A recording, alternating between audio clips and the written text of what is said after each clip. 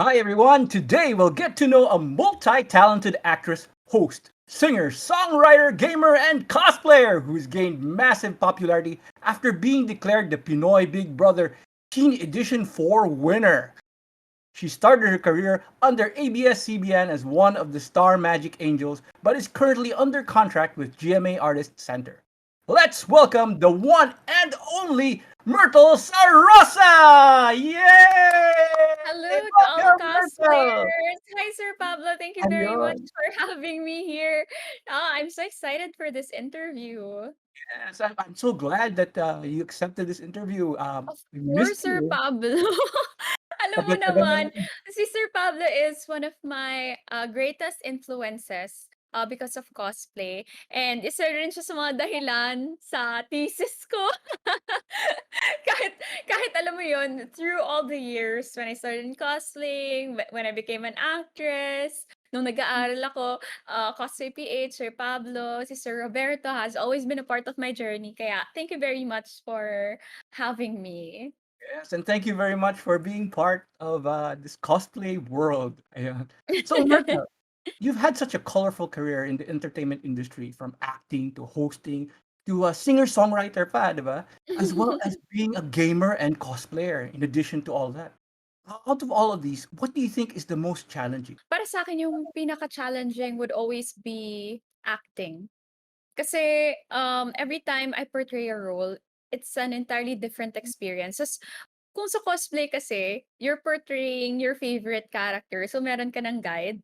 Sa acting kasi, you have to create, you read who the character is and you bring it to life based sa interpretation mo, but also considering yung mga interpretation ng writer, ng director. Tapos ikaw kasi yung may creativity kung paano mo siya bubuhayin, as a character. So parang ang dami niyang factors na sometimes parang you always challenge yourself as an actress kung, "Paano ko 'to gagawin? How can I say one certain line in such a way na it's authentic and real to your character and at the same time, parang would be real din sa audience na makaka-relate sila." So yun yung challenges every time I act. Parang it's not just a line, it's not just a script, it's not just a sequence. It's always like living. So nakakatuwa siya. Oo, nakakaiba 'no? Kaya lang it's Oo. so it's kinda similar to cosplay actually. Kaya lang Yeah. that you're creating your own character when your own Oo. interpretation talaga when you know, rather than copying yung a certain Yung character. maganda kasi sa cosplay, lalo na 'pag fan ka ng isang, character sa cosplay, parang 'pag bini-bring to life mo, para kang bata, na parang, "Okey, ganito siya gumalaw, alam kung paano siya gumalaw, ganito siya magsalita, ganito siya." So, parang it's always exciting and yung facial expressions, kung paano niya gagawin, yun yung nakakatuwa 'pag sa cosplay. Oo, nakakaiba na dati dati nung mga first few tournaments ko talaga grabe, grabe yung mga experience ko nun back in 2010 when I was starting. Tapos inaaral ko yung character, paano tatayo, and then I was also battling yung stage fright ko, but because of my love for the character, you go on stage ta's kinakalimutan mo kung sino ka. Tapos ano, "Hindi ako si Myrtle ngayon, I'm portraying" and then lalabas mo yung mga sword mo, yung buo. Yun talaga yung joys ng cosplay, yung talagang Oo. nakaka-involve ka dun, parang na-embody mo talaga yung character na. Oo, tsaka you break out of your shell. Parang, you enter a world na parang before kasi it's such a niche na parang so many limited people yung mga pumupunta sa event. Ta's parang they all understand your world. So parang nakakatuwa siya when you enter there. Parang everyone relates to each other in some way. Well, you know, you were working as a full-time actress and host while attending classes sa UP Diliman. Oo, grabe Sir Pablo tinulungan niyo pa ako sa thesis ko, eh. Actually, you graduated cum laude pa nga, 'di ba, with a degree in broadcast communications. Wow, grabe. Thank you, How thank you. kaya you know, I'm wondering, how did you manage to juggle yung work and education at the same time? 'Di ba sobrang Hmm. challenging yun 'pag ipagsama yung work at saka yung education? Mahirap talaga ipagsama ang dalawang bagay, charot, hindi sir Ano, para sa'kin it was really a battle of priorities. So parang I love my work, but at the same time siyempre yung parents ko, they also valued education very, very much. So yung ginawa ko, sabi ko sa sarili ko, no matter how tired I am, I will try to do and give my best in both sides. So I would go to school uh Tuesday and Thursday. Tapos yung classes ko was at 7 a.m. to 7 p.m. As in no lunch breaks. Dire-diretso yan. Tapos yung work ko naman, MWF. Tapos nag-taping ako from 6 a.m. till 6 a.m. the following day. Tapos sakto lang 1 hour. Minsan, ligo na lang sa bahay, tapos punta na ng school sa UP. Or sometimes, hindi na ako naliligo. Dumadating ako sa classroom, kulot yung buhok ko, naka-makeup pa rin. Hindi nila alam, lagpas na 24 hours yung makeup ko. Alam mo yung mga gano'ng mga instances. But, it was a very fun experience kasi I was living the best of both worlds at the same time. But I was working, earning here and there a little bit, but at the same time, at least it keeps me grounded na nasa school pa rin ako. Tapos parang I get to meet people na are just as passionate as I am. Ayun. Pero yun Actually, lang, hindi lang talaga ako nag-boyfriend, charot lang sir. So, joke lang sir pa. baka din ngayon wala pa rin or meron na? Wala biro lang sir pa. Actually, yun yung mahirap na a lot of people think na, once you achieve stardom, madali na, 'di ba? Kaya lang actually ang Hmm, hirap-hirap. Somebody who's also worked in production, yung mga schedules hmm. parang nakakatakot, 'di ba, parang hindi mo alam kung saan ka magpapahinga, minsan natutulog-tulog ka na lang kahit saan-saan para lang Yun makapahinga. nga, Sir Pab.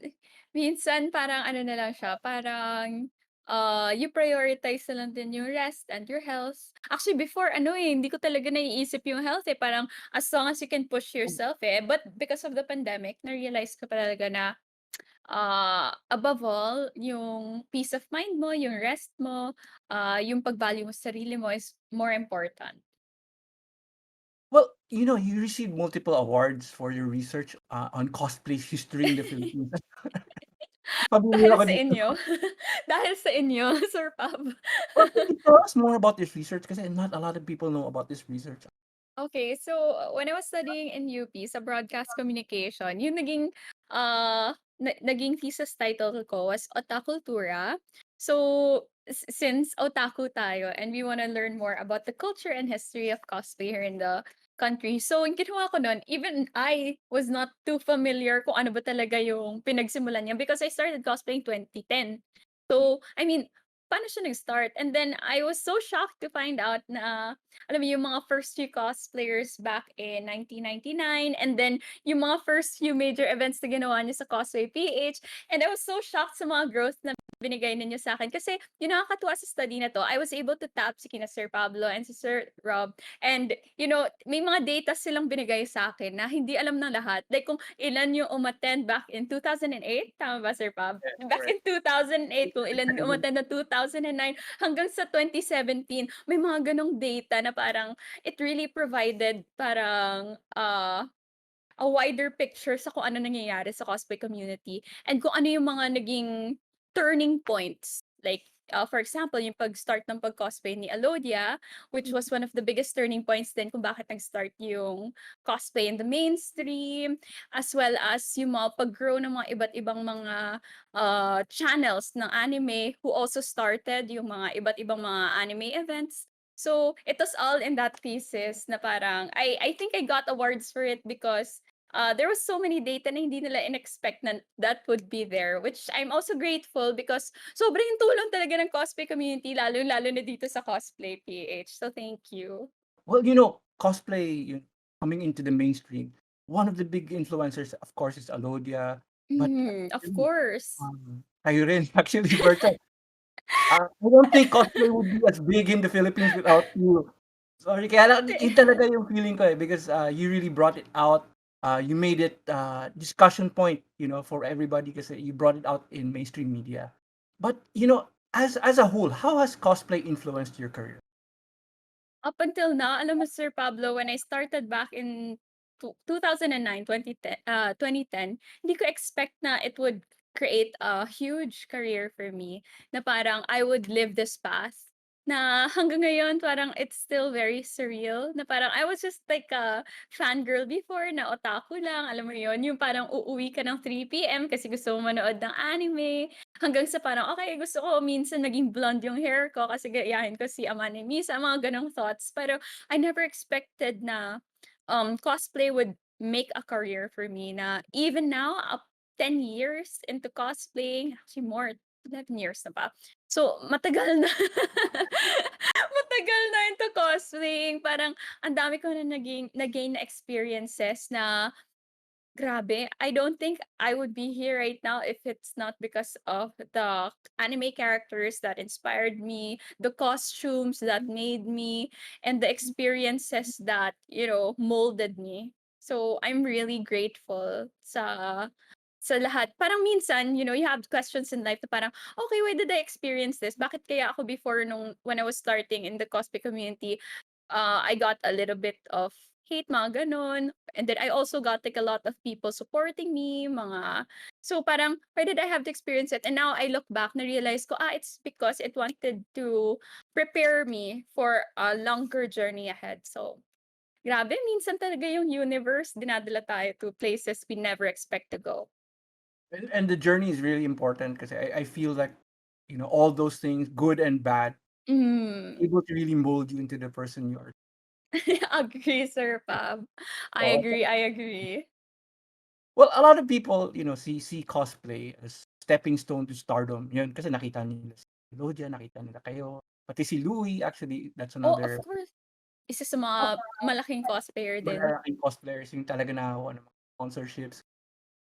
How do you feel about this? Na feeling nila, stepping stone ko yung cosplay, gagamitin ko lang siya.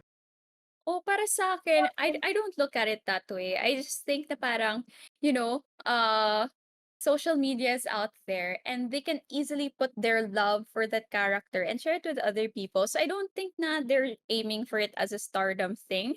I think it's more of just sharing their creativity, yung passion nila, yung fandom nila, sa buong community. And ano naman, I think as human beings in general kasi we always somewhat deep within us, we crave for certain attentions, and I don't look at it as a bad way. I just see it as a way of us expressing ourselves even as cosplayers kasi 'di ba, nag-e-express talaga tayo ng creativity natin through our costumes, through how we portray. So, if they are using cosplaying as a means of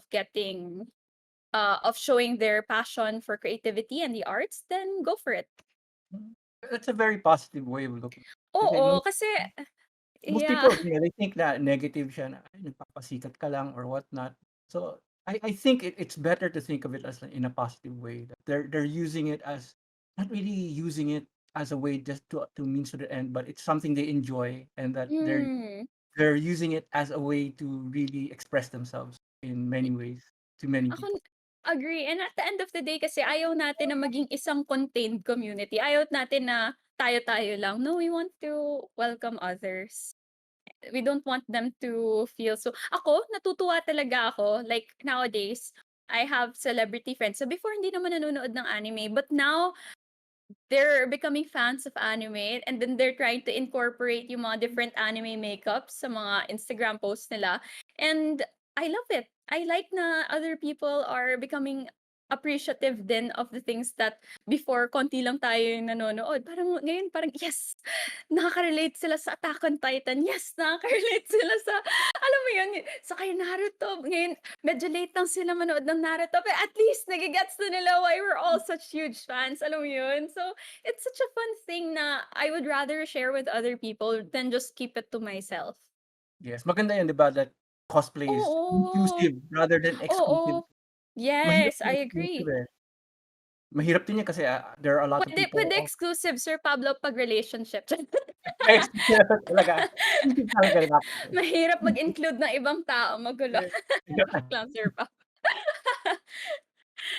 well, speaking of that, most people are intimidated by cosplay, especially Hmm, nakikita nila yung magaganda yung sobrang gara na costumes, yung sobrang high quality costumes hmm. na nakikita nila. What advice would you give them to overcome yung fear and intimidation nila? To be honest, isa ako sa mga tao minsan na I get intimidated, like I get pressured every time na, I have to release a cosplay. I'm one of those people na parang, "Naku, ayoko ilabas muna kasi kulang sa details, kulang sa ganyan." But at the end of the day, na-realize ko pala na, just go for it na parang, uh just put it out there, just have fun. 'Wag mo na masyadong isipin yung mga gano'ng pressure na parang, okay, ganitong level yung isi-strive mo. It's good to have those goals, siyempre because you wanna hit the next level every time you cosplay. But at the same time, I just want you all to go back to the roots, which is to just, have fun and bring the character to life. 'Wag mo na masyadong isipin pa kung anong sasabihin ng ibang tao, because what they will say is sa kanila na yun, yung sa'yo na lang. Kung nag-e-enjoy ka sa ginagawa mo, then just go for it. Yung iba kasi natatakot sila sa, "Ano kaya?" Oo, isa na ako dun, Sir Pablo. I mean, before, I would halos every month parang 4, 5 cosplay hanggang sa parang medyo na-pressure na ako na parang, "Okey, what's the next, what's the next?" Ta's pine-pressure ko, dapat mas maganda, tapos mas magara. Ta's naisip ko na lang, nung ginawa ko 'to recently, yung mga low cost cosplay ko na parang, "Uy, ang saya rin pala 'no?" Na parang, okay, just be creative, whatever you have in your closet. Gupitin mo lang, basta you still put the reality sa character na favorite mo, dapat nandun pa rin yung mga little details na ano, so parang just have fun. Plus I Tsaka think sa editing. yeah. Sa Oo, pwede editing yun din. talaga idaan. Magaling sa Photoshop, eh. Ah, 'pag hindi niyo kaya i-craft, go to Photoshop. Photoshop, galing. Yeah, but I also see it as, cosplay is also a journey. So sometimes kung hindi mo nakuha the first time, 'di ba, you always have opportunity. Maganda yun, Upgrade. like pakita mo yung first time na in-attempt mo yung character as opposed to ngayon anong na-achieve mo kasi Naku, ang then they gandang will see the idea niyan, progress. 'di ba? Oo, ang ganda-ganda niya, like 2010 ito yung itsura ko na ganitong klaseng cosplay. Ngayon, with everything I learned, ito na yung Ang updated ganda. version of cosplay. Parang ano yan, glow up. Okay, ito si Myrtle nung 2009 yung cosplay, glow up to oo, nakakatuwa yan. Mas makikita mo Oo, yung ano, yung transition mo, yung parang oo, tsaka yung ano rin, improvement. yung costume puwede mong kung basic lang siya na tela the first time na kinosplay niyo, eventually siguro puwede niyo dagdagan ng mga iba't ibang small details habang along the way. Correct. Tapos alam mo sa'min kasi alam mo naman mga mecha cosplayer kami. Oo, yun kasi mabigat talaga, Sir Pab. Kaya sa amin takot na takot kami sa tela sa totoo. Kasi we don't have that, skill set. So, that's one thing na talagang saludo kami sa mga people who do yung mga cosplay, Tela especially na cosplay. yung sobrang detailed na ang gaganda ng mga Lalo si Louie, 'di ba, Sir Pab? oo, yung, 'Pag tela attention to detail, yung mga gano'n, attention to detail niya mm. pati actually kahit na sa makeup, dun sa hair, sa lahat-lahat na yun. Those are small things sa amin, put on this big thing tapos okey na parang gano'n, and laban na parang gano'n. It's something different and I think there are many different aspects to cosplay that everyone can enjoy. So, kasi Yeah, kung fan kayo 'di ba ng mga 3D printing puwede na rin ngayon oo, 'pag sa yun yung bago ngayon cosplay. 3D printing, 'di ba? Yeah, so there's so many ways on how to create a costume na you don't have to limit yourself. Ayan. Well, when you're talking about do you think there really is a roadmap to success for cosplayer? Meron ba siyang like a specific path you have to follow to become successful? And what advice would you Mhm. give to aspiring cosplayers? My question is, how would you define being successful in cosplay? I mean, it's a question din eh. I mean, everyone sees it in a different way. I mean, I know some people, success na sa kanila when they are able to finish a costume. Oh, Success na sa kanila pag yung costume na ginawa nila, nairampa na nila sa stage. Success sa kanila if they win awards in tournaments or na-represent na nila yung Pilipinas sa ibang bansa. So it's really, my point here is success in cosplay can go various ways. You could be a competitive cosplayer, you can just be a casual cosplayer, you can be a cosplayer na hindi ka umaalis sa kwarto mo, dito ka lang sa kwarto mo, but you put it on social media. Tapos, you could be a cosplayer na gagawin mo talaga 'to as a livelihood, as a craftsman. and making money out of it. Or you can be a cosplayer na every day, alam mo yon, you're grinding, creating posts and just binebenta mo yung mga ano ba yun? Yung mga signed images mo on the internet. So it's really, there's just so many ways you can go about it na parang for me, there's no specific roadmap into success. It's just na what kind of path you would like to create for yourself. Kung ikaw din kasi magde-decide eh kung ano talaga gusto mo. Lagi ko sinasabi sa ibang tao na uh, there's no right and wrong answers in what you do in life. It's just you and your choices. So for me, just have fun at the end of the day. Mm, correct. And I feel like, some people just like to compare themselves with the success of other people or ano yung Mm, na-achieve ng ibang tao. I think everybody really has their own that they really need to pursue. It's not mm, your measure of success may not be the same as somebody else's measure. But I think at the end of the day, you have to feel somewhat contented with what you have, and but still strive to achieve more and more. So I think it's more tama ka nga, it's more subjective. It's more of what you feel success is all about and what you feel is the point of victory. Parang ganun. oo, Uh, paiba-iba talaga eh. And at the end of the day kasi you're never, you can be, yung feeling ng contentment kasi nanggagaling din sa'yo, yung feeling of happiness nanggagaling din sa'yo. Even ako, I will admit there will be days na parang I don't feel good about myself. You would always compare yourself sa mga achievements ng ibang tao, pero nare-realize mo rin kasi na they can't live the life you live and they can't put themselves in your shoes. So, and you also can't put yourself in their shoes and live their life because it's quite different. So, ganun lang siya, guys, just live your life, appreciate what you have, be in your own skin. Appreciate your own skin kahit morena. Charot. Yung mga ganun ang mga factors. I think that's the most important. And I totally agree with you. And I love your positive look on life and everything. And I hope that everybody can somewhat absorb yung positivity mo. That's one of the things that we all love about you.